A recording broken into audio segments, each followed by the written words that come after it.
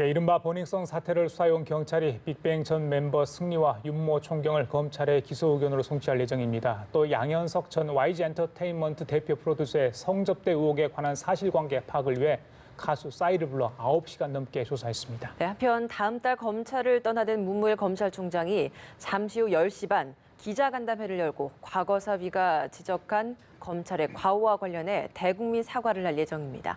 이 관련 내용들 최영일 시사평론가 이중재 변호사와 자세히 짚어보겠습니다. 네, 어서 오세요. 안녕하세요. 예.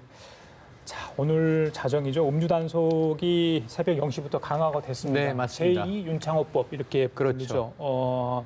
왜 윤창호법이 정해졌는지 시청자분들 잘 아실 겁니다. 부산에서 사고가 났었죠. 네. 그 뒤로 계속 관련 법들이 강화되고 있는데 음주 단속 강화를 가지고 어제 새벽에 다시 단속을 해봤더니 여전히 많은 분들이 음주를 하다 네. 적발이 됐어요. 여전히 정말 이게 많습니다. 습관인 것 같아요. 그러니까 이 오랜 습관을 끊으려면 오랜 단속을 통해서 습관과 체질을 바꿀 수밖에 없는 거죠. 우리가 사회적으로. 그래서 아까 말씀하신 대로 지난해 9월 추석 명절이었습니다. 군에서 휴가 나온 미래가 창창한 젊은이가 엉뚱한 음주운전 사고로 사망에 이르게 됐고요.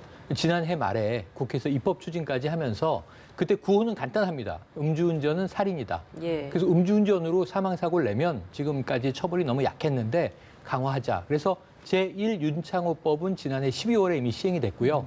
처벌 기준은 높아졌습니다. 만약 사망 시에 무기징역까지도 가능해졌습니다. 그리고 이제 제2윤창호법이 지난 자정에 시작된 것은 이것은 이제 음주운전 처벌 기준을 강화하는 거죠. 그래서 혈중 알코올 농도가 낮아졌습니다.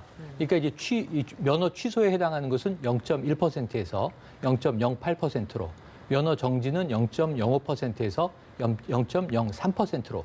그래서 오늘 뭐 기가 막힌 일이 있었죠. 0.033%면 과거엔 훈방이었는데 예. 20대 청년이 면허 정지에 해당하게 된 거예요. 바로 실감하는 장면이었는데 그럼에도 불구하고 사고가 지난밤에도 많이 났고 예. 제1윤창호법 시행 때 이 음주운전 단속 건수, 걸렸던 건수가 줄었어요. 그런데 1, 2, 3, 4월에 다시 최근 4월부터는 원래대로 원복돼 버렸습니다. 예. 그래서 이번 제2윤창호법 시행과 동시에 경찰은 2개월 동안 대대적인 단속으로 조금 더 엄중한 경고를 하겠다, 이런 입장입니다. 예, 사실 오늘 0시를 기해서 이렇게 새로운 기준이 적용됐는데 이 새로운 기준 적용되기 몇 시간 전인 9시 가량 정도일까요? 이수역 근처에서 음주운전 사고가 발생했습니다. 이 당시에 혈중 알코올 농도를 보니까 0.093%예요.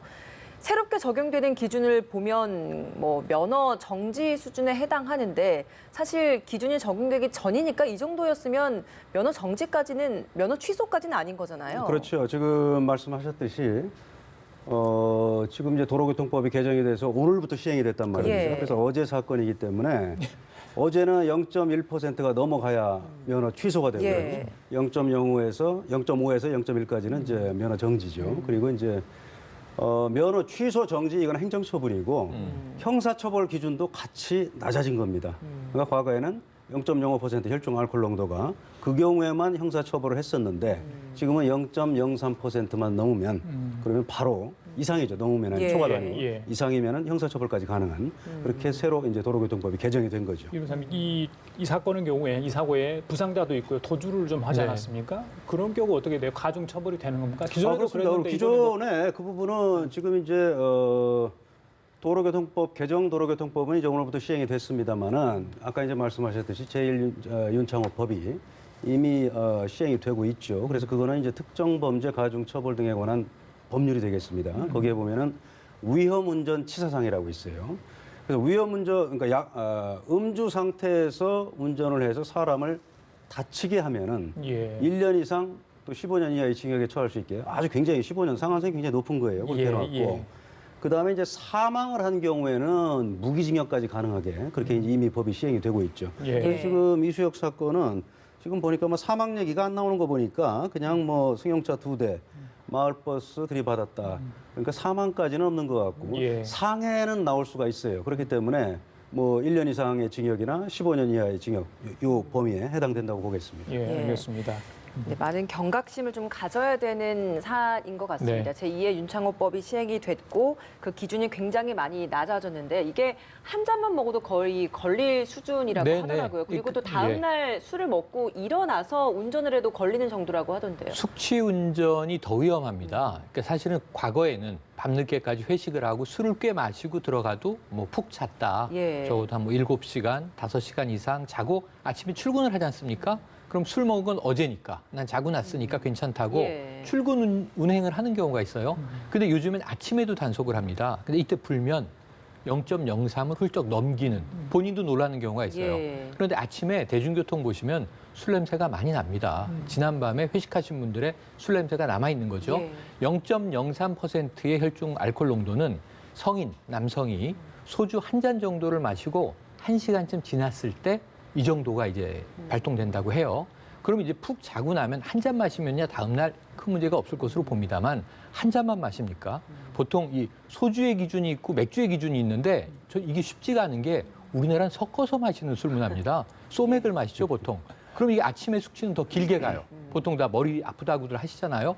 그래서 뭐 이러한 경우에 술 종류에 따라서 또 이제 양주 같은 독주 또 뭐 와인 같은 경우에도 또 체질마다 다르기 때문에 예. 일단 술을 마신 날은 절대 운전이 안 되고 그래도 웬만큼 마신 날은 다음 날 절대 대중교통을 이용하시기를 예. 권해드립니다. 맞습니다. 음주운전 개인의 형사처벌은 물론이죠. 하지만 상대의 또 그 가족까지도 그럼요. 많은 문제를 일으킬 수 있는 만큼 음주운전은 정말 자제를 해야 될 것 같습니다. 다음 얘기 좀 나눠볼까요?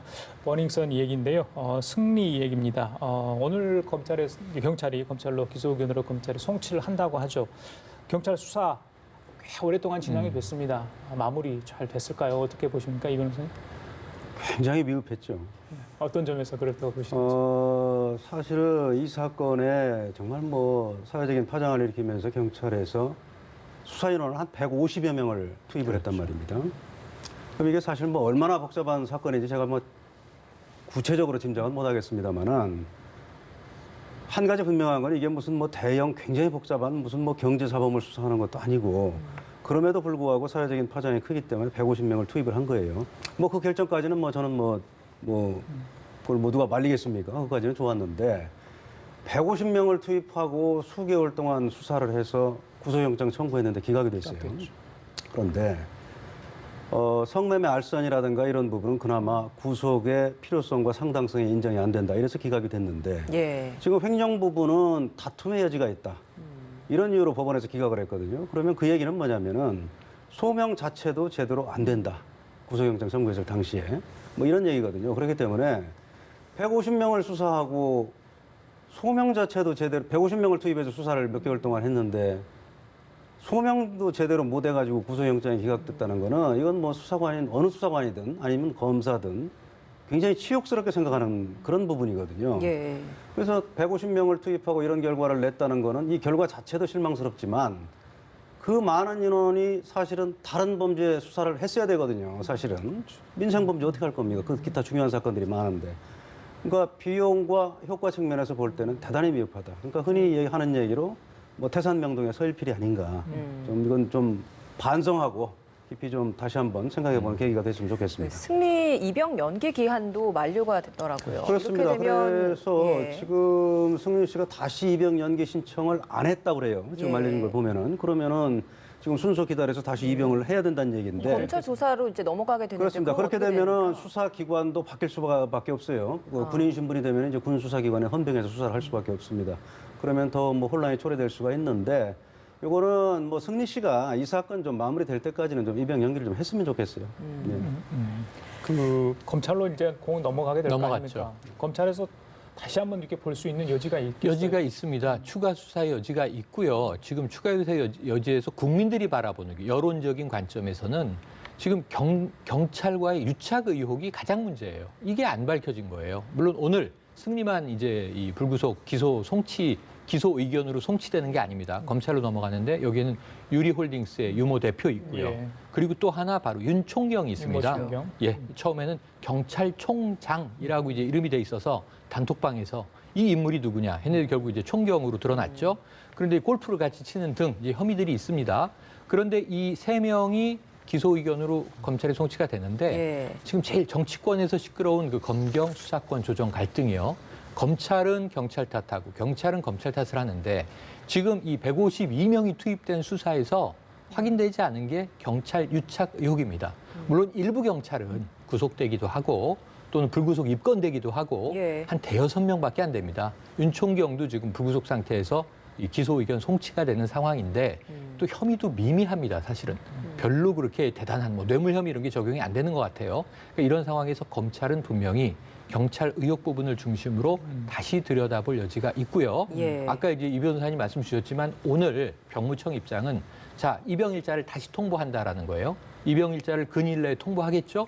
문제는 그 사이에 검찰이 뭐 수사를 보강해서 이게 구속영장을 다시 청구할지 모르겠습니다만 재판에 회부하면 민간 재판으로 가는 거지만 그 사이에 입영이 돼버리는 상황이 되면 말씀하신 대로 군헌병으로 넘어가서 수사가 추가되고 군법정에 서야 되는 상황이 돼버리는 거예요. 군인 신분이기 때문에.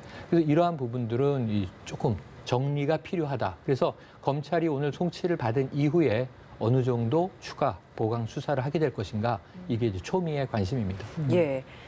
경찰이 이 승리 버닝썬 사태와는 사실 뭐 그동안 연관성이 거론은 됐습니다만 정확하게 뭐 증거가 발견되지 않았었는데 양현석 대표도 최근에 이제 BI와 관련된 논란이 생기면서 성접대 의혹까지도 다시 수사를 하고 있더라고요. 좀 어느 정도의 수사가 지금 이루어지는 것이고 중요한 의혹이 지금 어떤 부분입니까?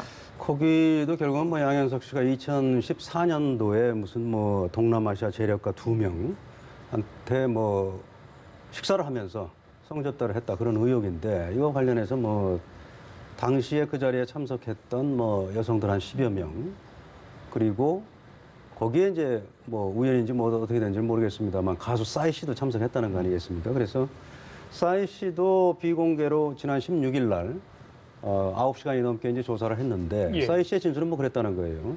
성접대는 없었다. 그리고 더욱이 나하고 양현석 대표는 그 자리에서 좀 일찍 출발해서 나왔다. 예. 뭐 이런 얘기예요. 그래서 지금 경찰 얘기도 당장 뭐 수사로 전환할 만한 뭐 의미 있는 뭐 그런 진술 증거는 확보하지 못했다. 지금 이렇게 지금 언론에 보도가 되고 있어요. 그래서 그걸 보면은 그 정도까지 뭐 고강도로 어떻게 보면 굉장히 고강도로 조사를 한 건데 여러 명을 지금도 뭐 수사 단서될 만한 거를 수사로 전환할 만한 뭐 그런 걸 찾지 못했다는 거 보면은 이 사건도 좀 흐지부지 될 만한 뭐 그런 형국으로 흘러가는 것이 아닌가 저는 그렇게 생각하고요. 예.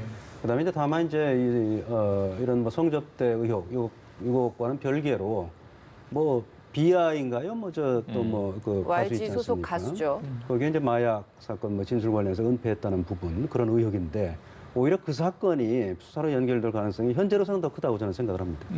그러면 양 전 대표도 소환해서 이제 조사를 받게 될지 일단 네네. 싸이는 그 재력가 한 명과 잘 아는 사이 예, 때문에 예. 불러 조사하는 거 아니겠습니까? 그랬고 싸이 씨의 경우에는 먼저 본인이 실토를 했어요. 사실은 양현석 대표가 그 자리에 참석한 건 자신이 당시에 말레이시아 조로우라는 인물하고 친분이 있었고 친구라고 표현했어요. 그래서 나와의 인연으로 한국에 들어왔을 때 양현석 대표를 함께 참석시켰다. 본인이 전 소속사였습니다. 그러니까 그건 뭐 자연스러운 개연성이 있어 보이는 대목인데 아까 이 변호사님 말씀처럼 성접대가 벌어졌는지 우리는 모른다. 그 자리를 주도하고 주관한 게 아니고 돈도 우리가 안 냈다. 그 자리에 참석했다가 인사만 나누고 빠졌고 그들과 다시 연락한 적이 없다는 거예요. 그런데 이 부분은 저는 이 경찰 수사보다 언론의 취재가 훨씬 더 깊습니다. 뭐냐 하면 그들은 2박 3일간 한국에서 시간을 보냈고요. 예. 그 자리에 왜 정마담이라는 인물도 등장하고 황하나 씨도 등장을 합니다. 이게 아주 골치 아프게 다 엮여 있는데 그런데 거기서 만난 유흥업소 여성들과 이 재력가들은 그 이후에도 만남을 가지고 전세기를 타고 유럽을 가고 명품을 사주고 자 그럼 왜 명품 수백만 원 하는 것들을 사주고 왜 전용기에 태워서 해외여행을 했을까요? 이런 문제들에 대해선 정마담은 자, 이 성접대는 없었다라는 거예요. 그런데 이 자리가 싸이가 그 절친한 친구였다면 저녁밥 한 번 먹는데 양 대표를 동석하고 끝났던 것일까? 한국에 와 있던 동안 뭔가 뭐 사업의 협의라든가 투자 협의라든가 이런 게 있진 않았을까라는 것들이 언론 다수의 추정이에요. 이 부분이 좀 명쾌하게 수사가 안 끝난 것 같습니다. 지금 딱 보니까 이게 성매매 알선, 성접대 의혹 이 정도로만 정리됐는데 이들의 관계는 조금 더 면밀히 파헤쳐져야 할 필요가 있다. 이제 이런 거고요. 그리고 이제 말씀하신 대로 아까 추가됐던 부분 결국은 그 YG 연습생 출신의 여성 BI와 함께 마약을 했던 마약을 구해달라고 또 그야말로 메신저를 통해서 어찌 보면 애걸을 했던 이제 그 여성이 폭로한 사실 아니겠습니까? 실명 공개까지 돼버렸는데 이 한모 씨의 경우에는 자 나를 경찰 조사 다음 날 YG 사옥 7층으로 불러서 양 대표가 직접 겁박했다는 거잖아요. 이 연예인 생활 끝날 수도 있다라는 나는 그런 위치에 있다. 그리고 네가 뭐라고 경찰에 진술했는지 진술서를 볼 수 있는 입장에 있는 사람이다. 예. 그리고 이 변호사를 알선해 줘놓고 경찰이 직접 증언하기를 변호사가 미주알 고주알 개입하더라. 이런 경우는 참 드물어서 조사 중에 화까지 냈다. 이걸 경찰이 얘기했을 정도면 문제가 있는 거죠. 그래놓고 이 변호사는 너희 엄마가 주선했다고 얘기해라. 이거 거짓말을 또 하라고 압박했잖아요. 그럼 이런 것들까지 포함을 하면 양현석 씨가 이게 지금 빙산의 일각일 수 있고요. 연예계 내에서 어떠한 영향력을 행사했는지를 조금 전방위로 봐야 되는데 싸이 씨는 참고인인데요. 현재 양현석 대표는 참고인도 아닙니다. 임의 조사를 할 예정으로 돼 있는 거예요. 그래서 그 신분에 대해서는 혐의가 좀 더 명확해질 필요가 있어 보입니다. 예, 알겠습니다. 이번에는 또 다른 주제를 좀 살펴보겠습니다. 21년 동안 도피 생활을 하다가 최근에 검거된 네. 정태수 한보그룹 회장의 넷째 아들 정한근 씨 이야기인데 사실 21년 동안 도피 생활을 하면서 4명의 이름으로 네. 살았단 말이에요. 그렇습니다. 이게 사실 조력자가 없으면 가능했을까라는 생각도 들어요. 조력자와 돈이 없으면 가능했을까? 저는 그렇게 생각하고요. 조력자도 있었고 돈도 있었을 것이다. 그러니까 이게 우리나라 7명으로도 미국 시민권을 얻는 게 보통 문제가 아닙니다. 그런데 이게 참 희한한 게요. 이 검찰이 조사를 하다 보니까 자 캐나다의 부인과 자녀들이 살고 있더라. 그래서 보니까 보증인, 스폰서가 류씨로 돼 있더라. 그래서 검찰은 처음에 재혼한 줄 알았다. 라고 생각했다는 거예요.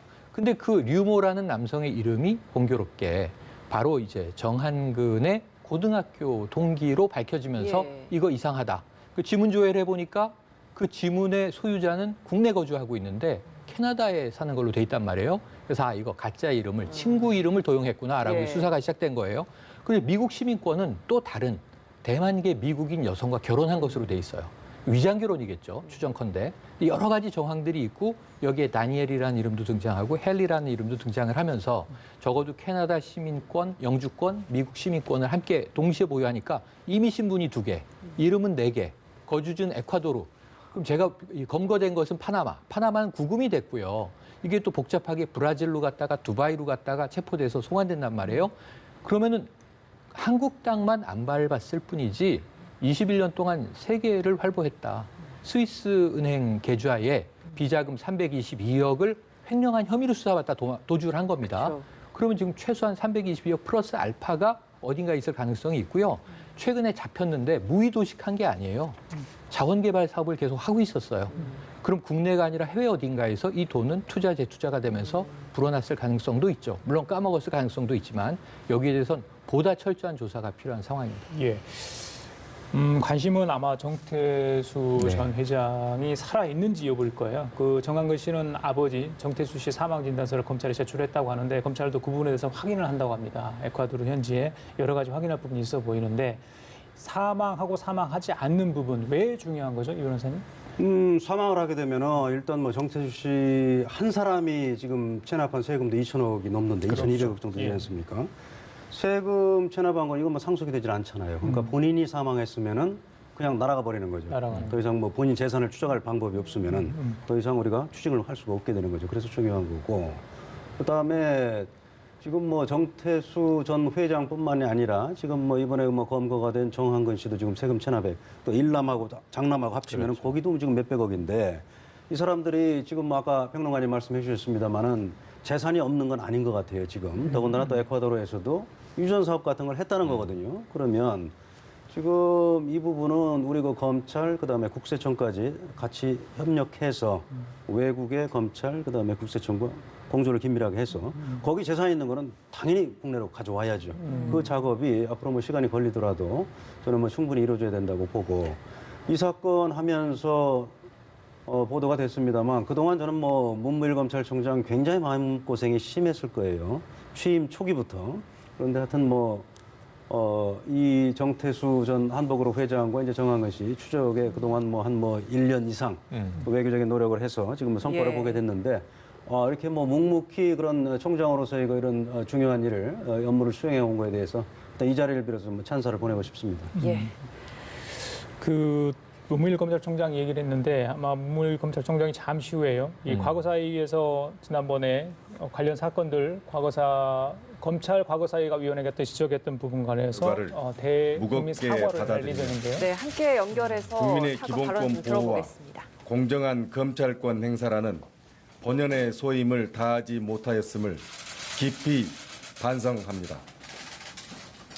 위원회의 지적과 같이 과거 국가 권력에 의해 국민의 인권이 유린된 사건의 실체가 축소 은폐되거나 가혹행위에 따른 허위 자백, 조작된 증거를 제때 걸러내지 못해 국민 기본권 보호의 책무를 소홀히 하였습니다. 정치적 사건에서 중립성을 엄격히 지켜내지 못하거나 국민적 의혹이 제기된 사건의 진상을 철저히 규명하지 못하여 사법적 판단이 끝난 후에도 논란이 지속되게 한 점에 대해 무거운 책임을 느낍니다. 늦었지만 이제라도 큰 고통을 당하신 피해자분들과 그 가족분들께 머리 숙여 진심으로 사과드립니다.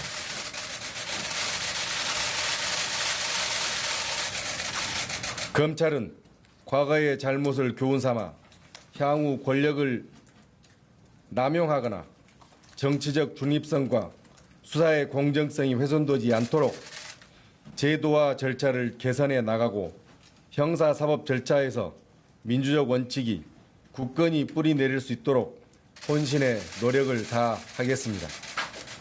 이상입니다.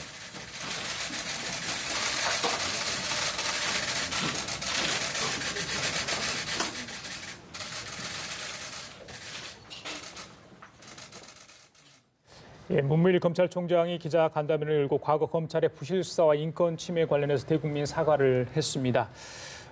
최평론가님, 네.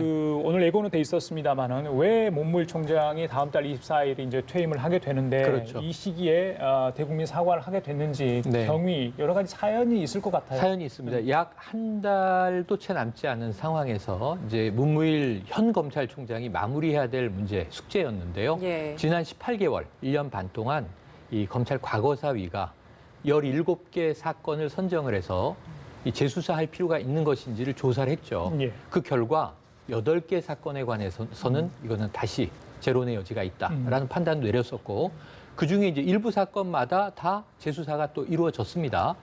재조사도 과거사위는 조사를 한 거고요. 이 수사를 권고한 경우에는 이제 수사가 이루어졌고 아직 마무리 안 된 건도 있습니다. 네. 그런데 저거 17건 중에 8건 정도는 당시에 검찰 조직의 수사가 문제가 있었던 것으로 부실 수사로 과거사위가 사과하라. 그리고 이것을 바로 잡아라라고 권고를 한 거예요. 그래서 일부 부분 사과한 대목도 있어요. 고 박종철 씨 고문치사 사건 같은 경우에는 이 직접 그 아버님을 찾아뵙고 사과를 하기도 했고 또 5.18 관련 사건에서는 유가족을 찾아뵙고 검찰총장으로서 이 검찰의 과거의 문제점들을 사과하기도 했습니다. 또 남아있는 것들도 있어요. 용산 참사 문제 같은 것은 비교적 최근 사건이고 예. 또 유우종 씨 간첩 조작 사건 같은 게 있어요. 이것은 사과를 해야 되는데 아직 남아 있습니다. 그렇습니다. 근데 검찰총장 재임이 얼마 남지 않고 마무리가 워낙 많다 보니까 예. 또 최근에는 이제 청와대 입장과 다른 검찰 항명 아니냐 이런 또 이제 의혹의 입장 제기도 있지 않았습니까? 그래서 이런 것들 가운데 오늘 전체적으로 과거사위가 권고한 것에 대해서 총괄적인 사과를 하는 것이고요. 오늘 생각보다 입장 발표가 짧았습니다. 예. 뒷부분에는 이제 재발 방지책을 이야기하기로 했는데 자, 개선하겠다라는 이야기 나왔습니다. 검찰 조직의 앞으로의 수사 관행이라든가 지금까지 이제 인권 침해 문제들을 개선하겠다라는 이야기로 종합을 했는데 예, 각각의 사건들을 보면은 여기 이제 입법 권고도 있고요. 제도를 보완해야 될 문제도 있고요. 검찰 조직이 앞으로 수사 관행을 손봐야 될 문제도 있습니다. 여기에 대해서 아마 퇴임 전에 좀 종합적인 추가 발표가 있지 않겠는가 하는 기대를 해봅니다. 예, 유 변호사님, 그 권한 남용, 정치적 중립성과 수사의 공정성이 훼손되지 않도록 제도와 절차를 개선해 나가겠다 했습니다. 검찰이 자기 반성을 계속 하고 있다고 하는데 국민들은 만족하지 못하는 부분이 있어요. 앞으로 어떻게 좀 후임 검찰총이 어떻게 할지 모르겠습니다만 어떤 점이 좀 보완돼야 한다고 보시는지요? 참 정말 어렵고 포괄적인 질문이신데요. 예. 참 이 문제 어려워요. 경찰이 됐든 검찰이 됐든 저는 뭐 지금 이번에 검경 수사권 조정에서도 얘기가 나왔습니다만은 검찰이 직접 수사하는 부분은 확실히 줄여야 돼요.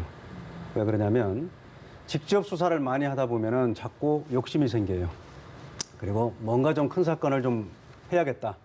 그리고 큰 사건에 뭐 해야 된다는 그런 생각이 있다 보니까 내가 생각하는 이 방향이 맞다 해서 자꾸 무리한 수사를 하게 돼요. 그렇기 때문에 검찰은 좀 직접 수사를 줄이면서 대신 경찰에 대한 수사 지휘를 많이 해야 돼요.